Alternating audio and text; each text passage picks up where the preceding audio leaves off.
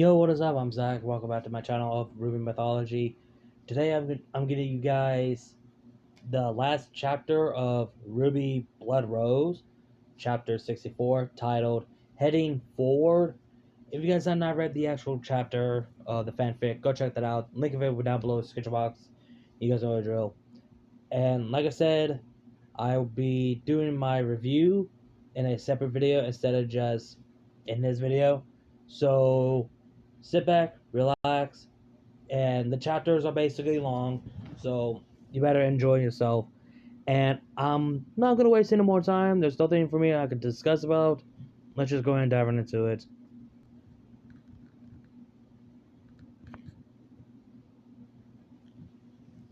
This is some we've been having lately, isn't it? Makes me want here to be here in the first place. With white feathers in his brown hair sighed as he picked up his mug and took a swallow. Not for the first time, he made a face and dropped the mug back onto the table, the liquid inside sloshing around a bit and a few drops spilling over the edge. Wish they had something stronger, he muttered. We're on guard duty, the auburn-haired woman responded, her rabbit ears twitching. And you volunteered because you had nowhere else to go. She placed a few playing cards onto the table, making the avian faunus throw his cards down and groan. The woman smirked and gathered them up again, rearranging them into a deck and shuffling. The man stood up and stretched his legs, then walked over to a nearby table that had a variety of foodstuffs on top of it. Lifting the lid off of one of the containers of food, he gave it a quick sniff before deeming it acceptable and grabbing a bowl and a fork. After filling the wooden container with salad, he sat back down at the table, waiting for the woman to finish dealing the cards. You know, he said, his mouth full of food, I find it insulting that you think I came here because it was my last resort. The rabbit faunus rolled her eyes. This wasn't the first time she'd heard this, and she was sure it wouldn't be the last. After all, he said, gesticulating with his fork before taking another bite, we're all here for the betterment of our kind. It would rude to think that any of us have ulterior motives. She motioned at his face-down cards. Hurry up and put something down. He barely glanced at the cards before selecting two and placing them onto the table. The salad tastes better today. Glad they nice. She responded with a few more cards of her own. Maybe you should stop being so picky and bothering the poor cooks. He shrugged. It's not that big of a deal. I just asked them to change the ratio of the vinegar to the... A series of urgent knocks came from the entrance, interrupting whatever he was about to say. The two of them immediately sat upright, glancing at each other before both walking to the door. The woman grabbed the doorknob and opened it. Hi, the messenger girl standing outside said. The captain wanted me to tell you guys that something's happening at the main meeting building and wants one of you to come and weigh in on a decision. The avian faunus patted the rabbit faunus on the back. Have fun at the meeting. Tell them I said hi. She glared at him. Too troublesome for you, Roderick. Roderick nodded. I need to go finish my snack anyways. Can't let food go to waste, you know. Don't worry, I'll go keep Eric company up there. She frowned but nodded anyways. Then I'll be going now. Don't bother him too much.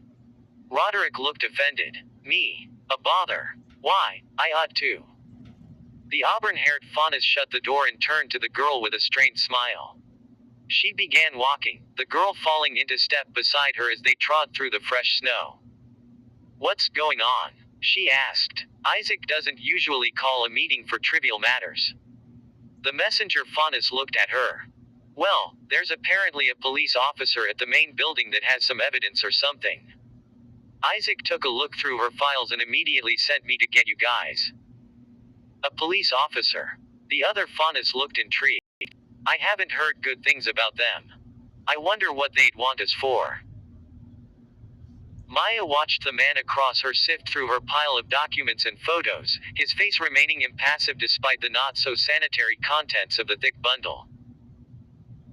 She had gone to the Central Guard Tower straight after her last shift had ended and asked to see the captain of the guards.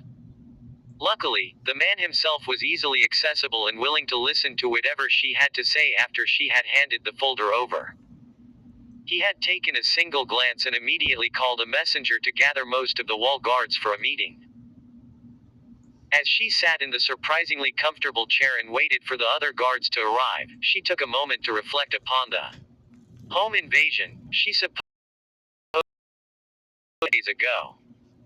Now that a day had passed and she was sleep deprived or freezing, she was able to collect her thoughts in a more organized manner. She had seemed calm at the time. Maybe she had been a little vicious, maybe a little too heavy-handed in dealing with the prisoners. She had kept her calm facade to give Red someone stable to rely on during the violence and fire. But in all honesty, she had been angry. Angry, and more than a little scared. To think that she had been attacked in the house, that if the attackers were a little smarter they could have just set the house on fire while she was sleeping, that no help would have come due to the snowstorm. So she had dealt with them harshly, maimed them, broken their limbs repeatedly, and a little part of her mind had been satisfied. Calmed. That sort of behavior probably wasn't healthy, she reflected, but it was most likely due to an accumulation of stress and what she had been through and seen during her time here at New Haven. She snorted a little at the name. Haven, it was turning out to be. Getting her mind back on track. Ah, yes, Red. Maya had seen some of that kind of behavior in Red. A slip of tongue here or there, some extremely eccentric behavior, and a shocking propensity and even enthusiasm for violence. No, Maya wasn't dumb or deaf or willingly. Red was dangerous, mentally unstable, probably had a criminal record, and entirely too obsessed with her. She had to admit though that she had, in a way, taken advantage of Red. From pressuring her to join Emmett's group and participate in their activities, to having her run errands, to using her as an interrogation tool, Maya knew that she hadn't been hesitant at all to put Red to work after she had realized just how much Red would do in return for a few kind words and some hugs. So while Red was dangerous to most of the civilian population and most likely a severe hazard to Maya's own health, Maya still let her live with her, even sleep with her in the same bed. Suicidal Maya was not, she just dreaded to see what would happen if Red was denied any form of access to herself. Besides, Red was kind of like a cute, albeit vicious, little puppy. Maya could almost see her perky ears and perpetually wagging tail whenever she eagerly asked a question or did what Maya told her to do. That kind of adoration made Maya feel a little fuzzy in the inside, and while she would never admit that it might be her latent maternal instinct sluggishly stirring to life, she'd still take the opportunity to dote on Red and indulge her in whatever silliness or cuddles she wanted. Red was ultimately just a young girl with a slew of mental issues who just needed some kindness and compassion. Or so she hoped. She knew things were never as simple as that. But if Red had made it New Haven, well, Maya had read the backgrounds of some of the settlers and it turned out that for many, New Haven was a second chance at life. And that was something she wanted to give Red a shot at. Hopefully, Maya thought to herself, Maya's own ruthlessness hadn't already screwed up Red's chance at redemption. Ruby waved goodbye to Vincent as she watched him and the workers head back into the settlement. Vincent raised his hand, acknowledging her, then walked through the gates, the large wooden structures closing shut behind him. After seeing how her campsite had been demolished by the blizzard, Vincent had left her some rations despite how she had reassured him that she would be fine. The 2 packs of hardtack and jerky probably wouldn't last her very long, considering her appetite, but she appreciated the thought as she chewed on them while running through the forest. The blizzard and the subsequent few feet of snow had made traveling by ground rather slow, so she was currently hopping from tree to tree. She usually wouldn't have had a problem, but the blizzard had deposited a considerable amount of snow on the branches. It wasn't too hard when there was actually a bit of daylight left, but now that the sun had set she was constantly slipping a little on landing or smashing into a branch when she misjudged the distance. But after a few mishaps and shattered trees, she eventually got the hang of it. It wasn't as though slamming into a few trees would hurt, after all, although she did use a bit of her aura to protect herself. No matter how dull her sense of pain was, she still didn't want to show up bloodied and bruised when she got back to Maya. In a few minutes she had arrived at her usual place and began sneaking across the snow once more. The depth of the snow had made her consider digging a tunnel underneath the fluffy whiteness, but after a few minutes of experimentation and a large amount of snow in her clothing she decided that the idea wasn't a very good one.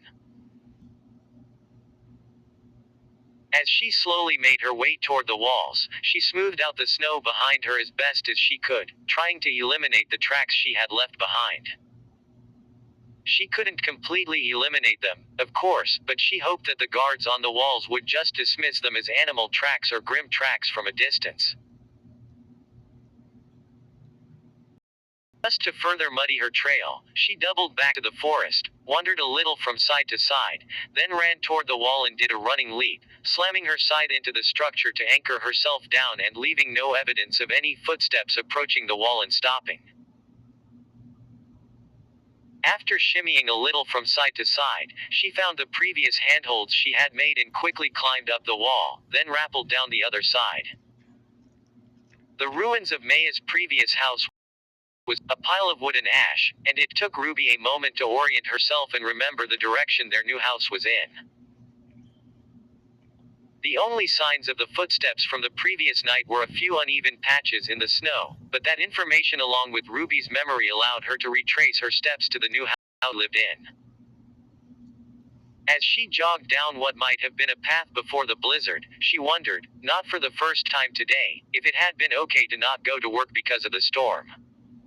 She didn't want to disappoint Maya by losing her job again right after getting it back, and she really did need the money to repay Maya and Roxy. Bits of light leaked through the cracks in the shutters of the house.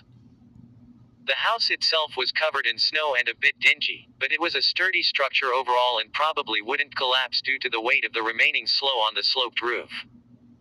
Ruby walked up to the door and knocked. "It's me," she called, hoping that voice.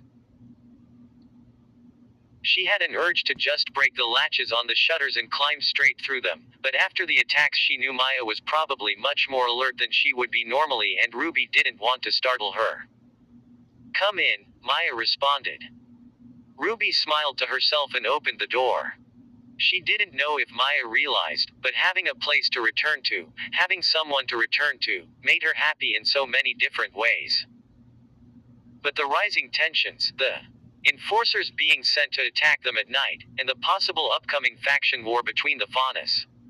Those things worried her. They worried her because that meant that sweet, voluptuous Maya would be in danger, and that wouldn't do at all. "Why are you licking your lips?" Ruby blinked and focused back onto the present, where Maya was sitting on the couch, bundled in her blankets, as she looked up from the scroll in her hand. "Ah, I was just thinking about dinner." Ruby grinned, her sharp teeth gleaming despite the dim light of the lantern. "Kinda hungry." Maya shrugged and went back to swiping through her tablet. "Of course you'd be." She smirked. "I'm also going to ignore the weird emphasis on that last word. Your meat's in the fridge." "Yes," Ruby hissed, giving herself a little fist pump. That hardtack and jerky really didn't fill her up much. Maya rolled her eyes. "So, guess what I did today?" Ruby took the meat out from the fridge. "Police things." She tried. Answering Maya wasn't really a priority at the moment with the thick steaks in her hand. "Yeah, police things," Maya answered. "More accurately, I did things about our police department. Got the wall guards on our side by convincing the captain that shady things were happening, and also realized that we really need some spices because eating bland vegetables isn't very fun." Right, spice," Ruby said in a muffled voice around a chunk of raw steak. She grabbed a frying pan, placed it onto the stove, and turned the stove on. Muttered at her. "Why do I have a feeling that you wouldn't even bother to cook your food if the steak was already warm?" "Nah," Ruby said, waving her hand. "It's just your imagination." She reached for the barely seared steak in the pan. Maya cleared her throat. "Fine, I'll use a fork or something." Ruby began rummaging through the cabinets, until she found a lone fork sitting sadly in one of the drawers. Just for you, though, Ruby clarified, brandishing the offending utensil at Maya.